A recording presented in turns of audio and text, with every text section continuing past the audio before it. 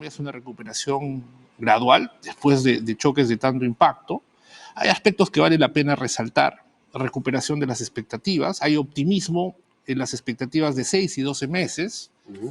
Hay un pesimismo en las expectativas de corto plazo. Es un pesimismo que ya lleva casi 3 años. O sea, si tú ves la serie larga del Banco Central de las expectativas a 3 meses y la suavizas con un promedio, son casi 3 años de expectativas pesimistas, pero el punto central y positivo dentro de todo es que se ha mantenido estamos en el nivel más alto de expectativas, hemos regresado al nivel preelectoral.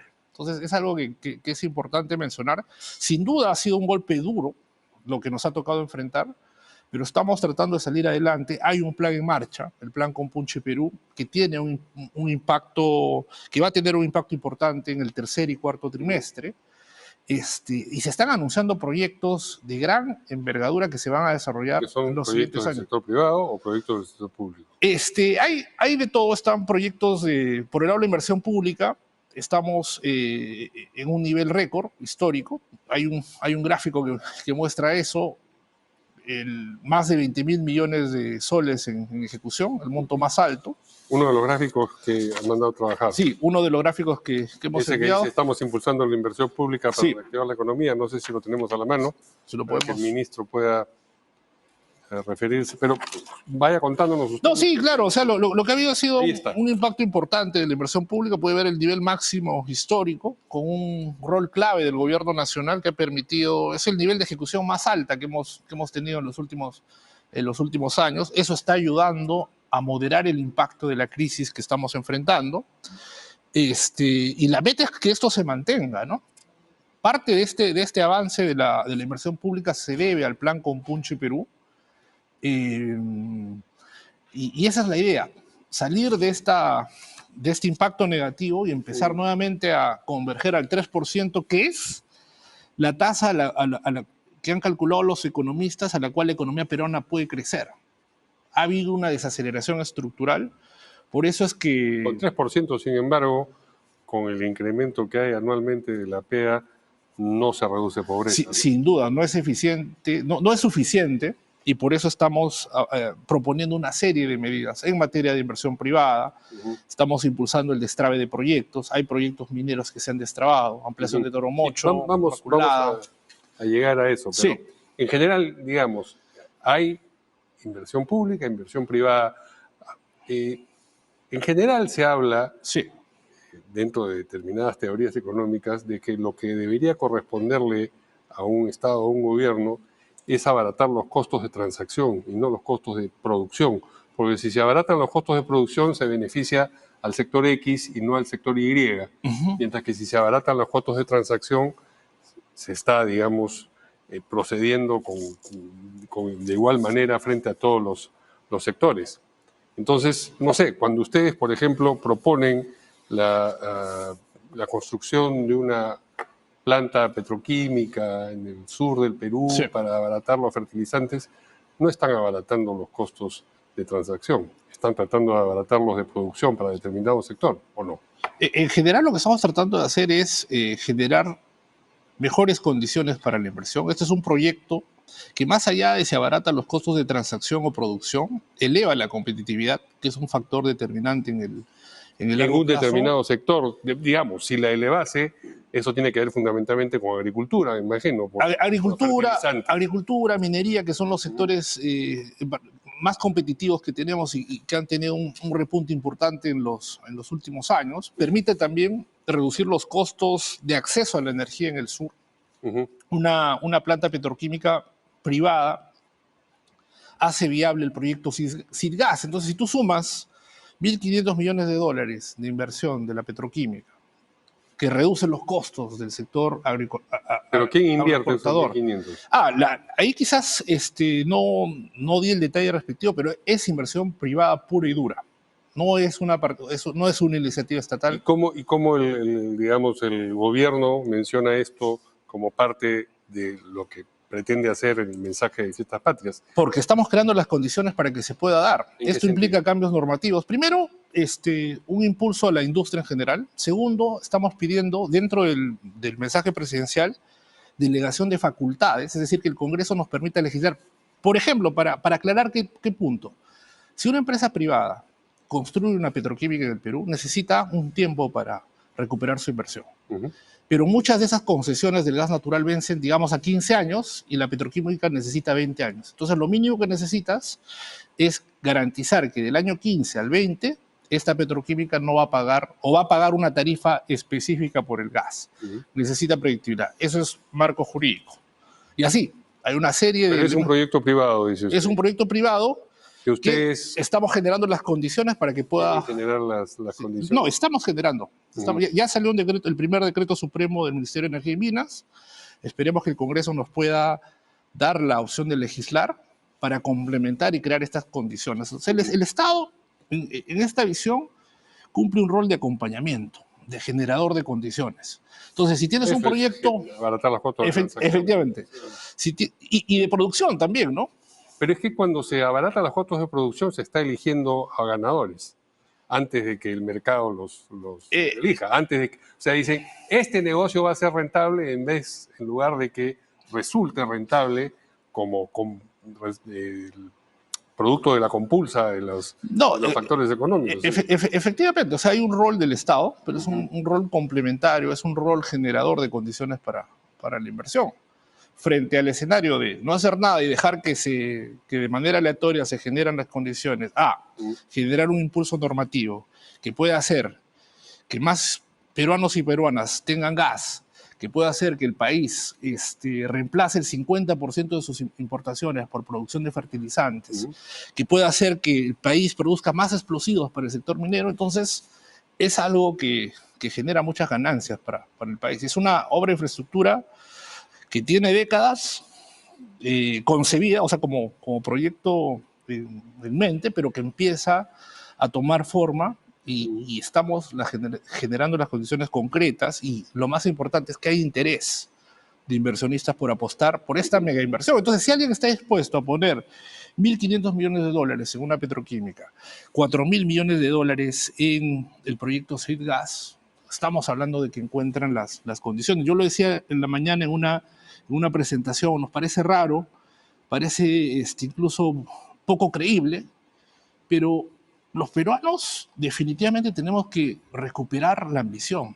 O sea, el país necesita recuperar la ambición, pensar en proyectos grandes, de alto impacto, con un Estado que ponga reglas de juego claras para la inversión y que sea en cierta forma promotor y por eso es que estamos apostando, además de la petroquímica, por el desarrollo de la industria naval, el hub portuario de la región, que son cosas que están avanzadas. Hay algunas normas que hemos aprobado y lo más importante es que la inversión empiece a responder. Anuncios de inversión, APPs, asociaciones públicas privadas que se ejecutan. Entonces, esto puede ayudar a salir de esta situación difícil por la que hemos atravesado en este primer semestre. Mencionaba usted también los proyectos mineros destrabados. Entiendo que hay un cuadro también referido a eso. No sé si lo podemos tener a la vista. Ahí quería puntualizar que son nuevos anuncios de inversión. Es ratificación de empresas. Entonces no son destrabados. Y los destrabados están... Estos son anuncios de inversión. Son anuncios de inversión, pero los destrabados los puedo mencionar. Uno... Vayamos primero a lo que tenemos a la vista. Sí.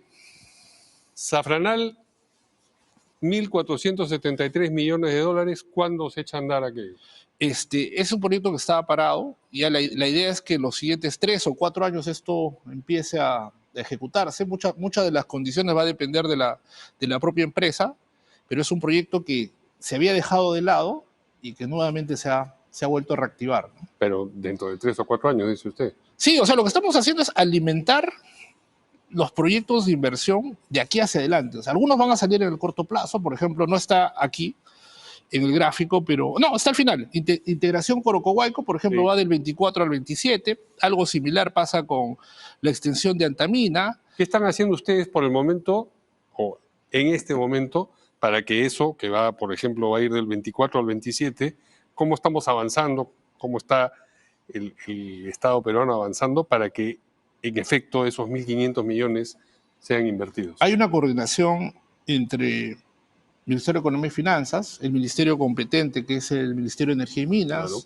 Ministerio de Ambiente, el Ministerio de Cultura, que dan permisos, los opinantes, que han jugado un rol clave, ¿no? SENACE, la Autoridad Nacional del Agua, o sea, todos tienen un rol crucial, pero lo más importante es que es fundamental articular a nivel del Estado. Entonces, estos proyectos habían sido dejados de lado, no teníamos idea de cuándo podrían empezar. ¿Por problemas de conflicto social alrededor de los, básicamente, lugares de explotación minera? Básicamente por desconfianza de los inversionistas. Y ahora se ha ratificado y te hablaba de algunos proyectos destrabados, básicamente ampliación de Toromocho, la optimización de Inmaculada, y el primero que presentaste, Zafranal, que estaba ahí metido, archivado. El Perú tiene un portafolio de más o menos más de 58 mil millones de dólares en proyectos de inversión, que están en diferentes etapas. Sí. Minera, dice usted. Minera ¿Qué es lo que de manera más rápida produce crecimiento? Uno de los componentes más importantes de la inversión es la inversión minera. Sí. Está la inversión en infraestructura y hay otro componente que es la inversión diversificada. Entonces, nosotros estamos apuntando en general a generar una mejor ruta para la inversión. Entonces, esto toma tiempo, no toma 8 meses, pero lo más importante es que hacia adelante hay señales claras de que es posible ninguno de estos recuperar. proyectos, disculpe la interrupción, sí, hay problemas de conflicto en la zona, de problemas que tienen que ser solucionados políticamente, porque ese es el punto en el que todos los gobiernos han cojeado. Es decir, todos dicen, vamos a destrabar proyectos mineros, pero después viene el problema de Tía María y ¡pum!, ahí quedó. Ese es uno de los... Viene el problema de Conga y imagínese usted la cantidad de dinero que está ahí congelado, ¿no? Ese es uno de los principales problemas que enfrentan los problemas mineros. Algunos, la mayoría ya tiene resuelto ese tema. ¿Tía María, Conga? No, yo me refiero del set que hemos puesto. Igual, o sea, es un proceso de diálogo, de consensos, y son proyectos que pueden salir adelante, ¿no? ¿Y qué pasa, por ejemplo, con esos proyectos que le acabo de mencionar, que son, digamos, importantísimos en términos de cifras, ¿no? Algo que es fundamental es, sin paz social, es difícil que un proyecto avance. Pero, digamos, quien asume la administración del Estado hay coordinaciones. Tiene que buscar eso, ¿no? Decir, esto es muy difícil. No, por supuesto. Que lo resuelve el próximo. Y por eso hay coordinaciones con el, por ejemplo, en el caso de Tía María, hay coordinaciones con el gobierno regional de Arequipa, pero o sea, hay que entender que en el caso de los proyectos con conflictos sociales de una naturaleza compleja requiere un tratamiento especial, ¿no? Entonces, si tú tienes un set de proyectos, empujas aquellos proyectos que tienen mayor probabilidad de salir, pero sin descuidar los que mencionas. Eso es lo que digo, se puede hacer una cosa y la otra al mismo tiempo. Lo estamos haciendo, ¿Qué están haciendo, por ejemplo, a propósito de Tía María? En el caso de Tía María, por ejemplo, hemos dado un impulso a lo que son obras por impuestos. Entonces hay la posibilidad de que la empresa pueda generar algunas obras en beneficio del sector agrícola. Esto requiere coordinación entre los agricultores, el gobierno regional, el Ministerio de Energía y Minas, la empresa privada. Y esa podría ser una alternativa. Pero no tienen, digamos, importante. Una perspectiva como en esos otros casos que usted me dice, esto va del 24 al 27, esto va de tal, en algunos casos, efectivamente, o sea, la conflictividad social es un elemento fundamental, o sea, pensando en la sostenibilidad. Entonces, para que un proyecto avance, tú tienes que sanear o tener una ruta más clara. Hay proyectos en donde, efectivamente, hay una ruta más clara y otros donde todavía tienes que llegar a esos consensos. Ese es un poco el panorama. Por ejemplo, Conga sigue ahí congelado. El caso de Conga también se ha perdido el interés del sector privado, ¿no? Entonces, por ejemplo, el caso de Tía María todavía hay interés del sector privado. Entonces, eso ayuda. Pero, digamos, si se lograse pacificar socialmente, para utilizar los términos que usted ha mencionado, estoy seguro de que los sectores privados, no sé si los que estaban interesados antes u otros, van a estar, digamos, de los más entusiastas por entrar a explotar esos proyectos, ¿no? Sin lugar a dudas, pero depende mucho también del contexto internacional. Por ejemplo, había un proyecto que nosotros considerábamos en nuestras proyecciones que era Yanacocha Sulfuros, que era una opción válida, importante para Cajamarca, pero que la empresa decidió postergar su inicio porque prefirió comprar otra empresa minera que ya estaba en la etapa de producción. Entonces, son varias las decisiones. Cada ministerio empuja desde su lado. Como MEF también vemos oportunidades no solamente en la minería, en la infraestructura, pero sin perder de lado lo importante, que es uno, recuperarnos de este momento difícil, prepararnos frente al niño global que representa un riesgo significativo, pero también tomar en cuenta las enormes potencialidades que tiene el Perú en muy corto plazo. Lo del hub portuario es un tema central que estamos trabajando activamente, el impulso a la industria naval, la petroquímica es una nueva posibilidad, y todas son posibilidades en las cuales hay cierto grado de avance que se han hecho en estos 8 meses. Sí, mencionaba usted hace un momento el pedido de facultades legislativas que piensan plantearle al Congreso. ¿Alguno de esos pedidos tiene que ver con el tema de empleo y con la flexibilización de la legislación relativa a ese tema? Nosotros planteamos 2 delegaciones de facultades. Una primera, que se solicitó al Congreso el día del voto de confianza, para impulsar justamente la inversión pública e inversión minera. Se aprobaron alrededor de 13 normas. Entonces ya hay normas que van a promover la inversión. Yo le preguntaba por esto. No, y en esta segunda etapa hay elementos de seguridad, gestión de riesgos de desastres, aspectos institucionales, y ahorita estamos focalizados en el desarrollo de infraestructura. Empleo no lo está contemplado. En el empleo, no estará contemplado en el empleo tenemos también una agenda, lo ha anunciado la presidenta. ¿Pero va a estar comprendido en la facultad? No. A fin de año vamos a enviar una propuesta específica en materia de empleo, de formalización. Que tenga que ver con la rigidez del mercado laboral. Que aborda temas estructurales, no necesariamente la rigidez del mercado laboral. Consideramos que hay otros temas también que deben considerarse. ¿No le parece a usted que es un problema la rigidez del mercado laboral? El principal problema es la informalidad. El principal problema es la... ¿Se deriva de la otra o no? Sí, pero todo depende también del contexto, ¿no? Si ignoramos el contexto, creo que podríamos pecar. ¿El contexto político, dice usted? El contexto político, sin dudas. ¿Usted cree que avanzar con unas normas que apuntaran en ese sentido encontraría una resistencia política que ustedes no podrían doblegar? No puede haber empleo sin crecimiento de la inversión privada, y estamos apostando por eso. Creemos que ese elemento puede generar más empleo que apostar por una medida enfocada en la rigidez laboral. Creemos que antes de abordar el problema de la rigidez laboral, que tiene sus complejidades políticas, tenemos que abordar el problema de los incentivos, por ejemplo, para la declaración de trabajadores en planilla. Aquí una cosa no entra, o sea, no es que tenemos que hacer monográficamente una sola cosa y la otra la dejamos de lado. No, pero hay prioridades. Hay prioridades. Entonces, nuestra prioridad es, primero, simplificar los regímenes tributarios, generar incentivos para que las empresas, sobre todo las más pequeñas, incorporen a sus trabajadores en las planillas. Y el un incentivo por el lado administrativo, simplificación. Entonces, hay una agenda amplia. Pero... Disculpe que lo interrumpa nuevamente. Como en el caso de la minería que mencionaba antes, deja el sabor, no solamente esta administración, sino todas, de que cuando el problema político es muy peliagudo, y sin duda lo es, tanto en el caso de destrabar proyectos mineros como los que mencionábamos, como en el de cambiar la legislación laboral para hacerla menos rígida, los problemas políticos son serios, pero digamos, cuando alguien se presenta y postula al gobierno, no es para decir, por si acaso, este problema serio se lo dejamos a alguien más, sino para tratar de abordarlo y tratar de solucionarlo, porque ingresos como los de la minería y un incremento en el empleo como el que seguramente produciría un cambio en la legislación laboral serían, digamos, los factores de crecimiento económico centrales. No necesariamente. No necesariamente. O sea, no puede haber economía sin paz social. Y lo que pasó en enero, febrero, marzo y parte de diciembre demuestra la importancia que es justamente tener consideraciones políticas cuando tú intentas hacer alguna reforma en lo que respecta a... Le ha pasado a Perú, o sea, cuando tenemos la experiencia de la ley Pulpín, ¿no? Que tenía algunas ideas positivas, pero hubo una reacción política que generó un impacto negativo. Entonces, lo que estamos haciendo es abordando desde una perspectiva amplia, pero que va a generar un impacto importante, ¿no? Muy bien. Yo le agradezco mucho al ministro de Economía que nos haya acompañado esta noche aquí en...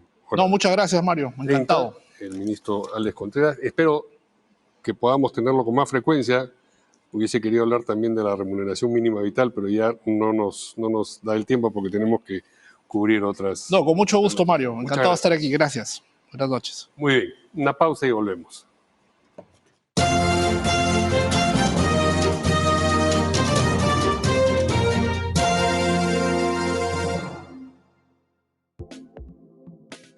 Tu piel te habla. Llega gracias a Isdin, referente internacional en la salud de la piel.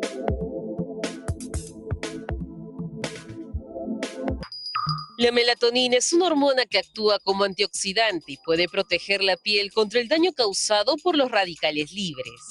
La melatonina también puede influir en la producción de melamina y se ha investigado sus potenciales propiedades para el tratamiento del envejecimiento prematuro y las manchas solares. Bienvenidos al microprograma Tu piel te habla. Soy la dermatóloga Patricia Cardosa y en esta oportunidad hablaremos sobre la melatonina y el impacto que tiene este componente en nuestra piel. ¿Qué es la melatonina? Es una hormona que actúa de noche y regula el ritmo circadiano. Es un antioxidante indirecto muy potente que ayuda a luchar contra el daño oxidativo producido durante todo el día. ¿Qué beneficios trae para la piel? Mejora la fragilidad de la piel, repara el daño oxidativo y reduce el proceso de envejecimiento de la piel. ¿Cómo incorporar la melatonina en la rutina facial? Si tu objetivo es minimizar los signos de la edad, te recomiendo un contorno de ojos con melatonina y cafeína para que aplicado en esta área tan delicada ayude a estimular las defensas antioxidantes de nuestra piel mientras duermes.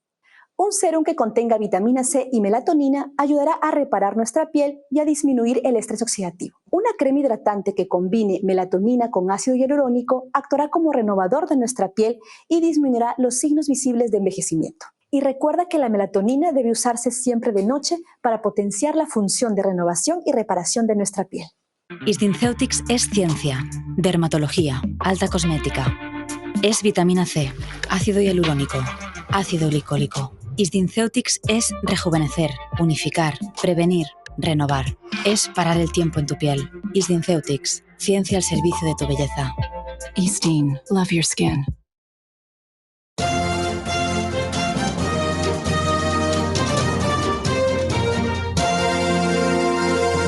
Muy bien, y vamos con Andrea Bell y los deportes. Electroforte, para todas las canchas.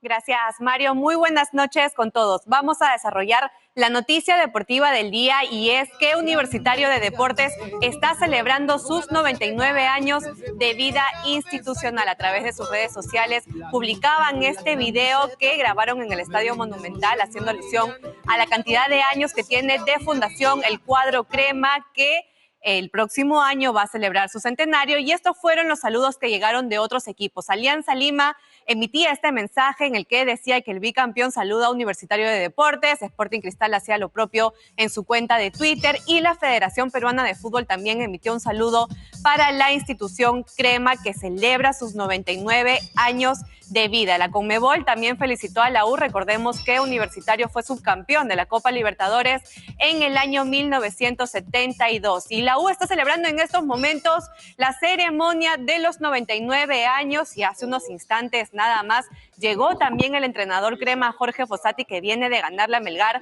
en Arequipa y por ese motivo son punteros del torneo Clausura y estas son imágenes en vivo de lo que es la ceremonia donde están también deportistas de las diferentes disciplinas de Universitario, del equipo de futsal, el equipo de vóley, el de fútbol femenino. Y aquí está la llegada de Jorge Fossati, el entrenador crema uruguayo, que llega también al Estadio Monumental para unirse a la celebración de Universitario de Deportes. Llega acompañado de su esposa. Escuchamos lo que dijo. Ahí está bien, profe. Profe, ¿qué tal? ¿Qué sensaciones en este 99 aniversario? Y también los agarra punteros, una linda ceremonia, ¿no? Sí, agradecido de poder estar participando de esta gran fiesta del club en su 99 aniversario. Agradecido a las autoridades que tuvieron la delicadeza de invitarnos y bueno,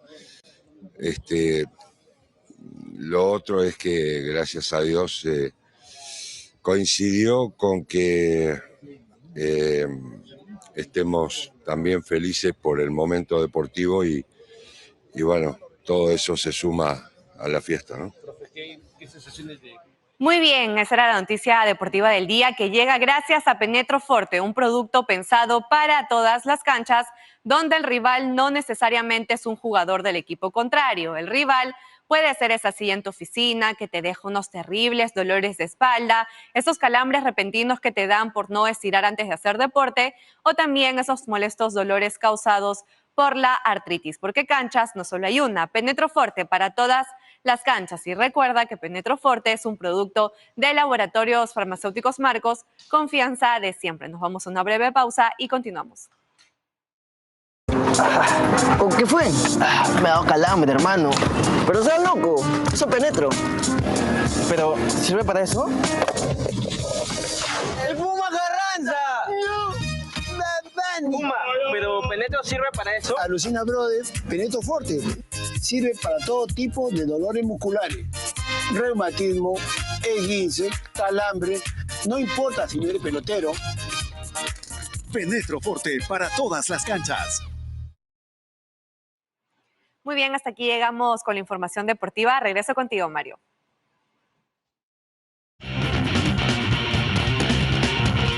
Penetro Forte para todas las canchas.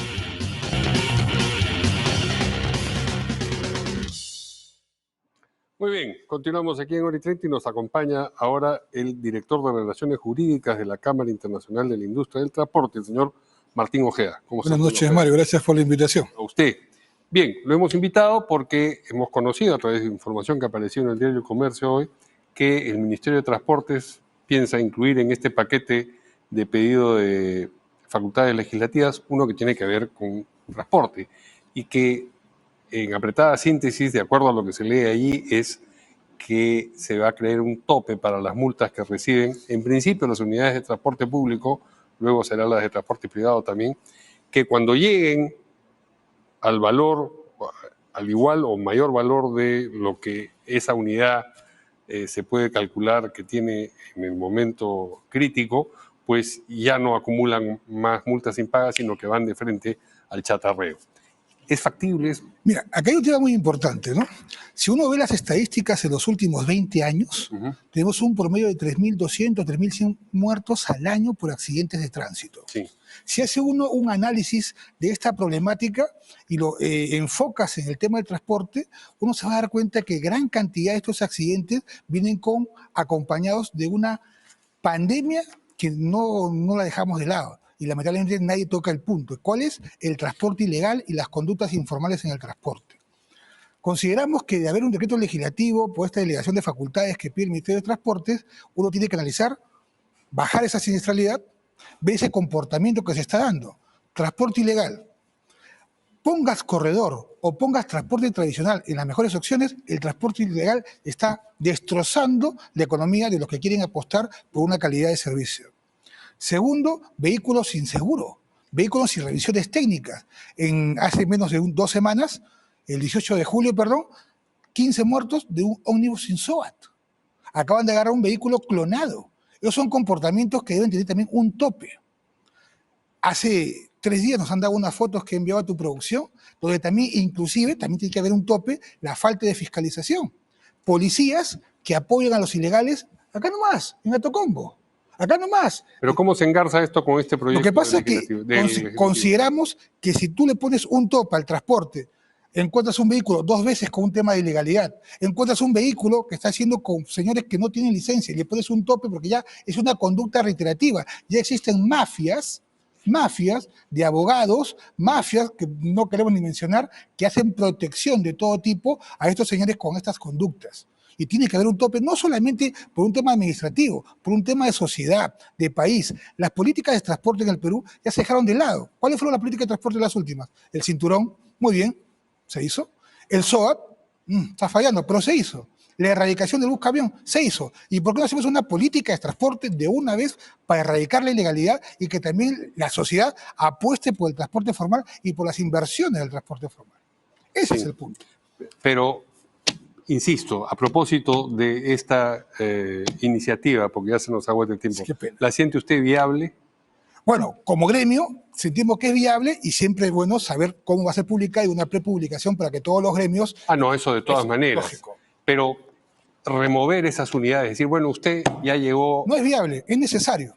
Pero a veces algo es necesario y no necesariamente... Mira cómo estamos en el transporte ilegal y la cantidad de muertos que tenemos. Forzosamente viable. Es decir, esto es muy necesario, pero legalmente no lo podemos Claro, hacer. pero acá acuérdate que el derecho son tres cosas. La norma, los valores, la vida y la costumbre. Y creo que la norma está vulnerando, como en el Congreso, valores y costumbres en el transporte. Muy bien. Ha sido muy breve la conversación, pero lo comprometemos a estar en otra oportunidad pronto aquí para hablar de este tema. Por ejemplo, cuando finalmente se publique el proyecto de pedido de facultades legislativas, el que tiene que ver con este asunto, lo invitamos desde ya para que venga y conversamos en extenso. Muchas gracias, Mario. Era el señor Martín Ojeda, director de Relaciones Jurídicas de la Cámara Internacional de la Industria del Transporte. Muchas gracias, buenas noches. Y nosotros nos vamos y se quedan ustedes con Jaime Chincha y Octavo Mandamiento. Buenas noches.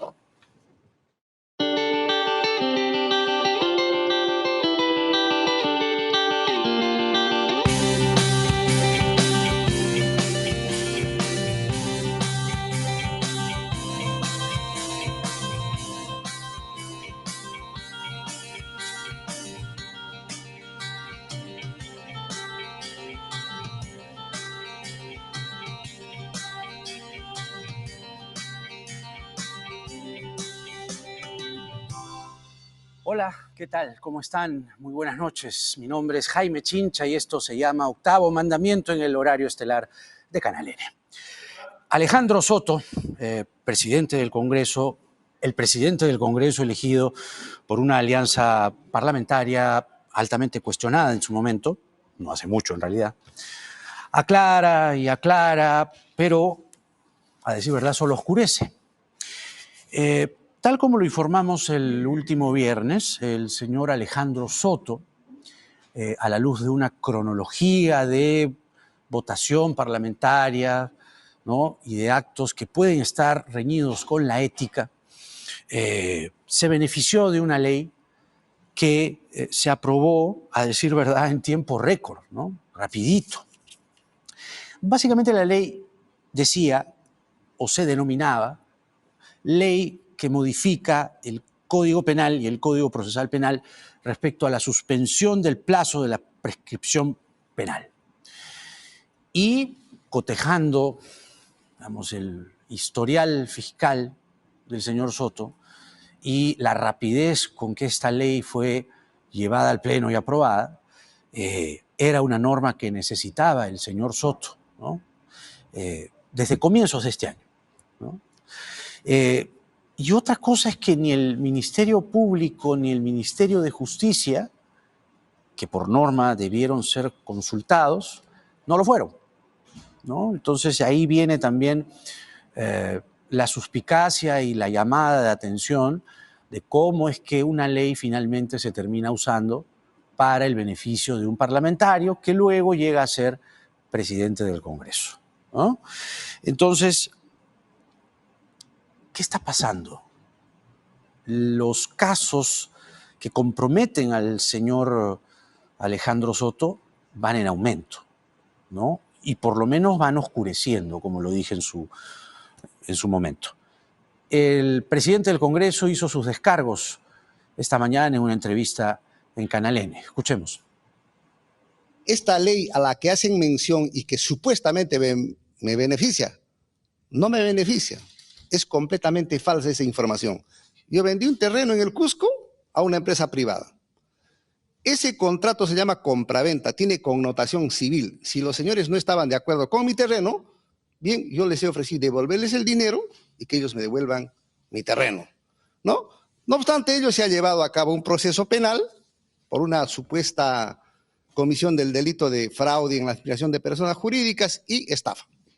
Pero este caso, el año 2019, y acá está por favor para que lo puedan ver, 2019, el cuarto juzgado de investigación preparatoria del Cusco, respecto de Alejandro Soto, ha declarado prescrita la acción y ha declarado fundable el sobreseimiento de Alejandro Soto. Hace 4 años que No es tan exacto lo que dice el presidente del Congreso, a la luz de documentos que publica hoy el diario El Comercio, que en la práctica lo desmienten, Uno de ellos, ¿no?, apunta a que se benefició de esta norma, votó a favor, ¿no?, y permitió la prescripción del juicio oral en su contra por el presunto delito de estafa. Recordemos, en agravio de la empresa Huayna Picchu S.A. en Cusco, ¿no?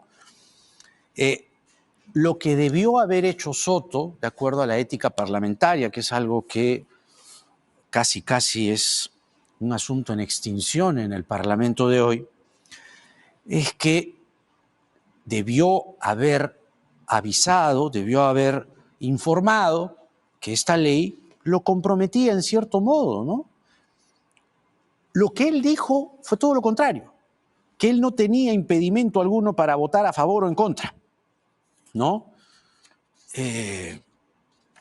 Y entonces, revisando la cronología, en octubre de 2022, la jueza Zulay Sánchez Farfán dictó el auto de enjuiciamiento contra Soto por el presunto delito de estafa. Y no solamente eso, ¿no?, que en el fallo se cita la norma aprobada por el Congreso. Sí. Y ahora resulta que no ha sido el único beneficiado el señor Soto, sino también el señor Joaquín Ramírez. Entonces, fíjense, a la luz de la aprobación de esta norma, que repito, no se le consultó a la Fiscalía, no se le consultó al Ministerio de Justicia, termina favoreciéndolo. Esto debe ser aclarado prontamente. El señor Soto lo que está haciendo simplemente es negarlo todo. ¿Y es lo único? ¿Qué dice la Comisión de Ética? Según la congresista Flor Pablo, ella ha solicitado que la Comisión de Ética, ni bien se instale, investigue de oficio al presidente del Congreso. ¿Lo hará? Pues vamos a ver. Pero no es el único caso. No es el único caso, les decía. El señor Soto, no bien se estrenó en el cargo, le concedió una entrevista al programa Punto Final y allí se refirió a una persona que él contrató y él simplemente dice, bueno, esa persona es auxiliar de mi despacho, se llama Yeshiras Peralta Salas, ¿no? Y bueno, ella es hermana de la madre de mi hijo, pero yo tuve con ella una relación fugaz y un niño de 11 meses, le dijo a Mónica Delta, al que se viene exponiendo en algunos medios de comunicación innecesariamente. No es el tema del hijo, ¿no? Es el tema del conflicto ético, ¿no? Porque él minimiza, desvía y dice, no, una relación fugaz. Cuarto Poder investigó en el tema y nos encontramos que no necesariamente, otro indicio más, no necesariamente fue una relación fugaz como la quiso describir Soto. Veamos.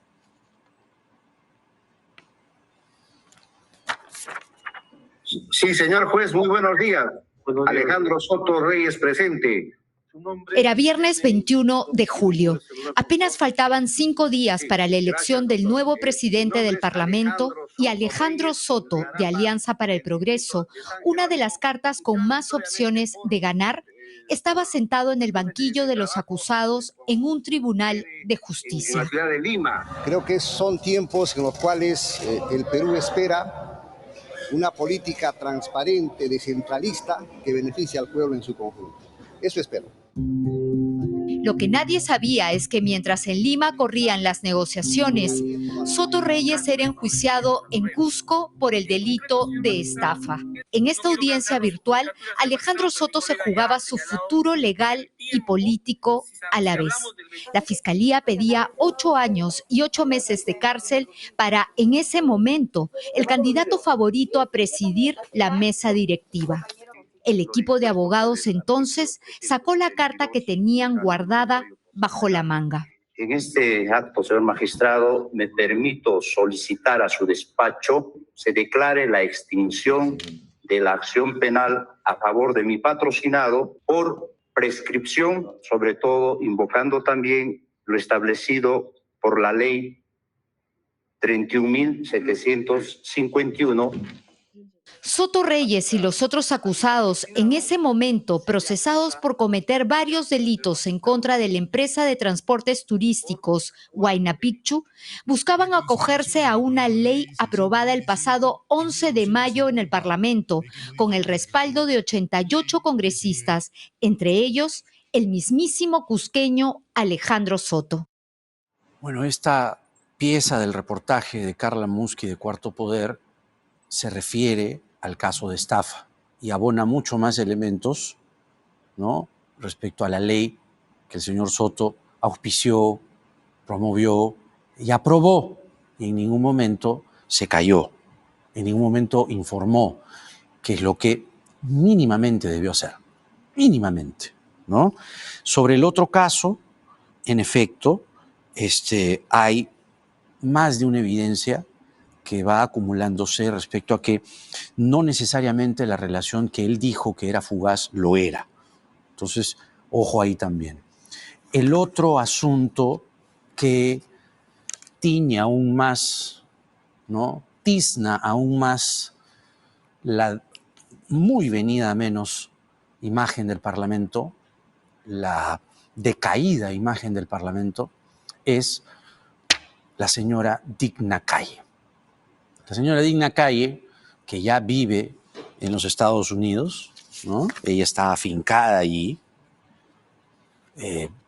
ha pedido más licencias, vota en remoto, tiene una vida auspiciosa, ¿no?, sanamente envidiable en los Estados Unidos, y bien por ella. El único asunto es que es congresista y no cumple sus labores eficazmente, eficientemente. No lo hace, no lo hace. Aquí un extracto de los negocios inmobiliarios. La señora Calle es una auténtica corredora inmobiliaria junto a su familia. Veamos. Desde que la familia Espinosa Calle creó su empresa Dafian Company en el 2021, la compra y venta de casas parece haber sido su principal negocio en los Estados Unidos. En julio del 2021, Digna Calle y Aarón Espinosa compraron por $680,000 esta propiedad. La pareja Espinosa Calle tuvo la propiedad a su nombre de julio del 2021 hasta enero del 2022, fecha en la que decidió venderla por $690,000. Yo no le veo mucho sentido comercial, porque los montos son muy pequeños. Ella está haciendo esos movimientos por alguna otra razón. ¿Qué es la otra razón? No desconozco. La pregunta básica de todo es cómo empezó. O sea, ¿cómo hizo la primera compra? ¿Cómo trajo el dinero? ¿Cómo lo justificó? Una evidencia de la decisión de la congresista de hacer su vida lejos del Congreso y del Perú es que cuenta con Seguro Social de los Estados Unidos. Tener un número de seguro social quiere decir que ella está participando en la economía americana, y eso quiere decir que o tiene un permiso de trabajo o una petición de residencia pendiente, o tal vez una petición de visa de inversionista pendiente. Esa es la razón por la que la señora Digna Calle vive, ¿no?, auspiciosamente en los Estados Unidos, en Florida, ¿no? Vive con su familia en Lohatchee Grove. Pero, ¿qué hacemos con su cargo de congresista? Lo que más o menos los congresistas se están poniendo de acuerdo aquí en Lima es que se va a modificar el reglamento y que con la modificación finalmente podría aplicársele alguna sanción o, en todo caso, desaforarla, ¿no?, y que ingrese la accesitaria. Vamos a hacer las consultas en un momento a nuestro primer invitado, César Azabache, que ha sido procurador anticorrupción. Y lo que también vamos a hablar con él es sobre el viaje de la presidenta Dina Boluarte al Brasil, cargado ciertamente de una polémica a partir de una ley aprobada por el Congreso que le permite viajar, ¿no? Aunque esta ley contradiga lo que estipula el artículo 115 de la Constitución Política. Pese a esta irregularidad normativa, algunos podrían decir, es una exquisitez normativa. Bueno, el problema es que eso después se guarda en una congeladora, ¿no? Y pasan unos meses, en el Perú todo puede cambiar muy rápido, y después le van a sacar una denuncia constitucional, ¿no? Hay quienes hablan ya de una moción de vacancia, aunque los votos hoy por hoy no favorecen a una moción. Entonces, que ella pueda viajar, digamos, haciendo las sumas y las restas, cotejando la normativa, finalmente el Congreso se lo ha permitido, ¿no? Gobierna desde el extranjero de manera remota, no pierde sus atribuciones presidenciales. El problema, de acuerdo a la ley, ¿no?, es que ella no puede despachar.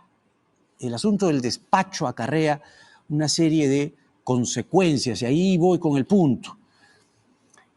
Presidencia publica un tuit de la señora presidenta con una computadora y dice: la presidenta continúa despachando los temas de importancia para el país. La palabra despacho puede traer problemas después, ¿no? Porque ya les decía, el viaje lo autorizó el Congreso.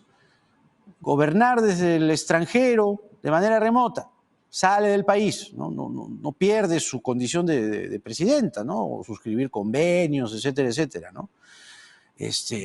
Pero el acto de despacho, el trámite de despacho, puede acarrear posteriormente una infracción a la Constitución. Vamos a hablar de este y otros temas con nuestro primer invitado, ya se los adelantamos, es el ex procurador anticorrupción César Azabache. Adelante, César.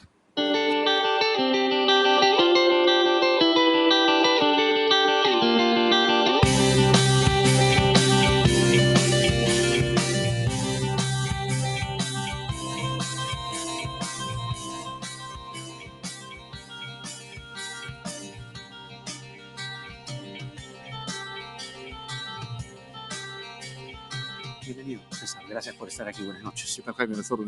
Vamos en orden, de acuerdo a los temas que hemos presentado al público esta noche. El señor Soto, presidente del Congreso, niega cualquier injerencia, ¿no?, cualquier beneficio que haya tenido con esta ley, ¿no?, que reduce los plazos de prescripción, pero cuando uno va a la cronología de cómo se desarrolló la gestación de esta ley, él estuvo muy activo, en primer lugar, y en segundo lugar, en el proceso contra la empresa Huayna Picchu, que lo denuncia su propio asesor legal. Él era el asesor legal, ¿no?, por dos casos. Cobró 20.000 soles por un trabajo que no hizo y por haber promovido que la compañía compre un terreno por $250.000 ocultando que era el dueño. Él dice que no, eso se acabó en 2019, pero revisando la documentación, el caso seguía hasta este año y se ha fallado este año. ¿En qué está incurriendo, en qué ilícito está incurriendo a tu juicio el presidente del Congreso? A ver, primero creo que la evidencia es concluyente, ¿no? Imposible pretender que este caso haya terminado en el 19. Este caso ha terminado bajo la vigencia de la ley que modifica los plazos de suspensión de la prescripción. Digamos, ya haber pretendido lo contrario es una tremenda falta de respeto para la opinión pública, ¿no? Pero en ese instante, Jaime, creo que lo más importante es notar qué debe pasar durante el proceso.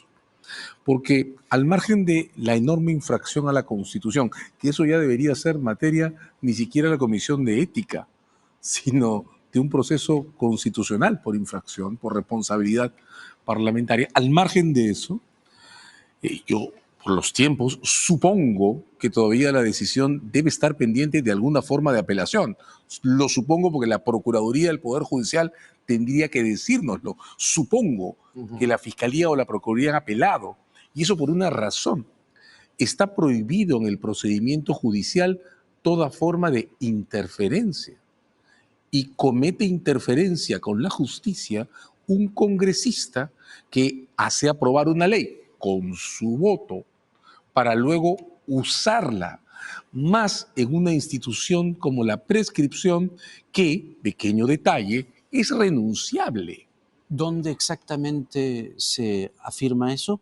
¿Quién exactamente estipula eso? El Código Procesal Penal. Ya. Interferencia es el concepto, Jaime, que permite incluso detener personas. Interferencias fue la razón por la que hace unos meses discutíamos si el judicial podía suspender atribuciones del presidente de la República. La prohibición de interferencia está en la base de la defensa de la jurisdicción y en determinados casos, cuando se llega al extremo de ejercer violencia o coacciones, la interferencia se convierte incluso en un delito autónomo.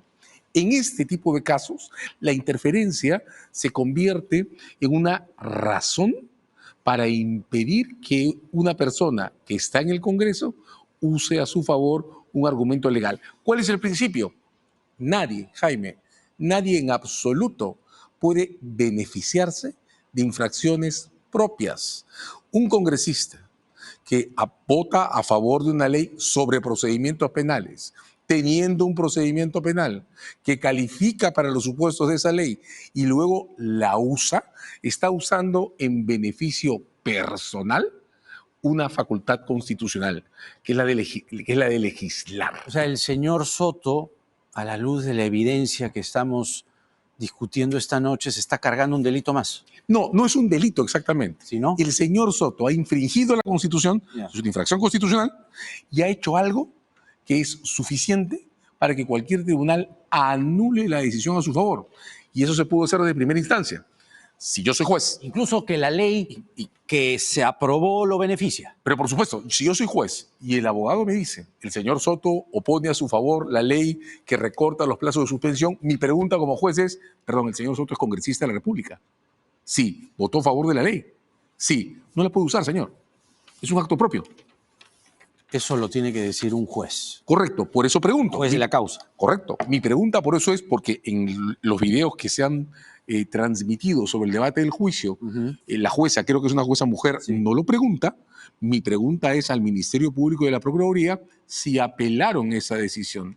Porque si la apelaron, el Tribunal de Segunda Instancia tiene que revocarla y dejar en claro que ningún congresista de la República puede usar en su propio favor una ley sobre beneficios en procesos penales que le favorece personalmente. Pero la injerencia o la participación del señor Soto en la gestación de esta ley es clara y consta en actas. Concluyente. ¿No? Desde el 13 de marzo el señor comienza a aparecer, ¿no? En, primero, la votación del dictamen, ¿no? Se vota el dictamen, aquí está, 13 de marzo. 24 de marzo, para ser exactos, con la firma de Alejandro Soto, la Junta de Portavoces acuerda ampliar la agenda. Ni siquiera es que no estaba en la agenda.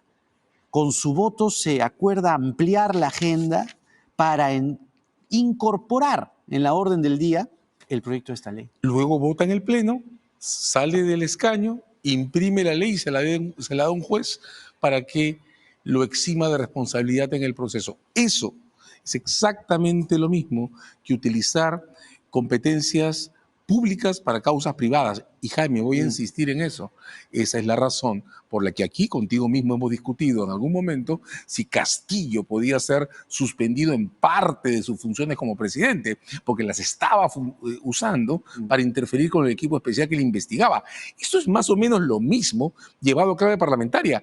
Un congresista usa su escaño, el poder que le da la República, la Constitución, para legislar, para coadyuvar a la aprobación de un texto legal que calza matemáticamente con un caso que tiene en agenda.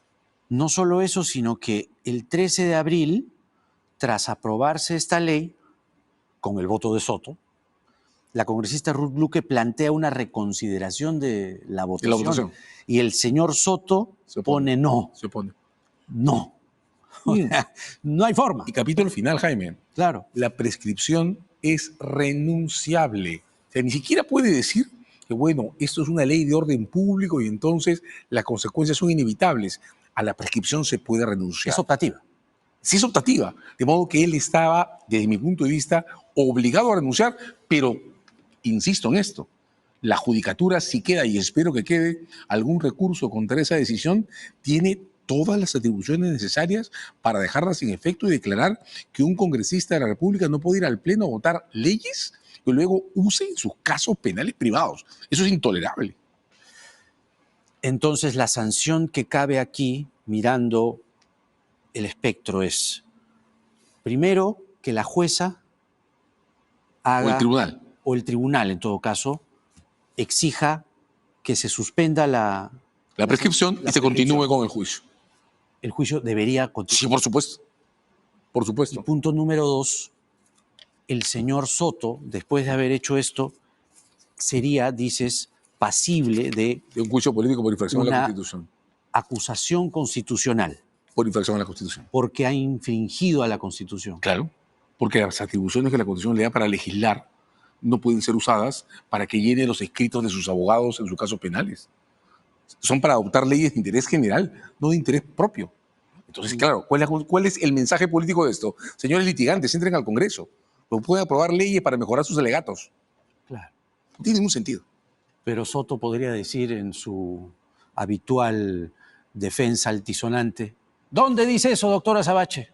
Lea la Constitución completa. ¿Cuál es la función? No, que está claro. ¿De qué se trata la función parlamentaria y qué cosa es infracción a la Constitución? Ahí está. Artículo 99 y artículo 100. Ahí está la acusación y en el artículo 100 está el antejuicio. Y hay que leer el capítulo del Parlamento, las funciones lo del que significa legislar, el sentido de la ley, interés general en la ley, y se acabó, no hay más que decir. No hay ningún artículo de la Constitución que diga que el congresista, mientras ejerce el cargo, tiene el derecho de legislar para que sus abogados puedan ganar sus juicios. ¿Un caso así se había visto antes? Jamás. Jamás. Jamás. Mira, otro fondo más que toca este Sí, sí, en realidad sí, Jaime, porque claro, ha habido discusiones en determinadas votaciones por negocios generales. Hubo alguna vez en el Congreso del 93 incluso una discusión sobre si los abogados, que fue una discusión muy dura, si los abogados que eran parlamentarios debían renunciar completamente o en parte a sus estudios jurídicos. Ahora está claro que la licencia tiene que ser absoluta, pero ese es el tipo de discusiones sobre intereses que se han discutido o que han tenido ocasión de ser debatidas en el Congreso. Un congresista que vota por una ley que imprime y lleva a su juicio para que lo exoneren de responsabilidad, imposible. También hay que decir que es posible que hayamos llegado a un nivel sin comparación de un parlamento formado por congresistas que tienen tasas de litigación no registradas antes, ¿verdad?